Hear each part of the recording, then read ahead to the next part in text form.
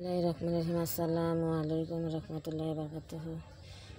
আজকে পবিত্র রমজান যাচ্ছে 19টা, মাশাআল্লাহ চলেই যাচ্ছে।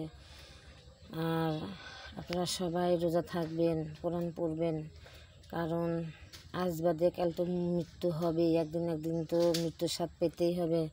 কারণ আল্লাহ তাআলার কাজ যদি না করেন, আল্লাহ তাআলার ইবাদত যদি না করেন, তাহলে কবরে কেমনি সুখে থাকবেন।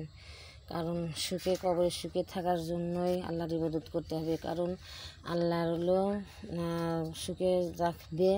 নামাজ কালাম হচ্ছে বেহেশতের চাবি।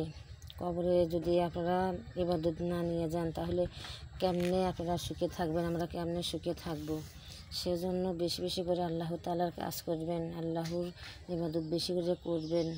কারণ নামাজ, রোজা, কোরআন পড়বেন। কারণ একটা মাসে তো রোজা আসে, আমরা তো 11টা মাস তো খাই। কারণ একটা মাস শুধু দিনের বেলা কিছু খাই না, তারপরেও তো সকালে সেরের সময় খাই, ইফতারের সময় খাই, সারা রাতি খাওয়ার আছে। কিন্তু আপনারা কেন নামাজ পড়েন না, কেন কোরআন পড়েন না, কেন রোজা থাকেন না? কারণ রোজা থাকবেন, নামাজ কালাম পড়বেন। কবরে যদি সুখে থাকতে চান, আপনারা কোরআন পড়বেন। মাশাআল্লাহ, আলহামদুলিল্লাহ, মাশাআল্লাহ। আল্লাহ জানে আমি কতটুকু করতে পারি, আল্লাহ তাআলাই ভালো জানেন। আল্লাহ তাআলারও শেখার তৌফিক করুক। আল্লাহ তাআলার কাছে সবার জন্য দোয়া করি, যাতে সবাই যেন কোরআন পড়তে পারে, নামাজ কালাম পড়তে পারে, আল্লাহ তাআলার ইবাদত করতে পারে। আপনারাও আমার জন্য দোয়া করবেন। আসসালামু আলাইকুম।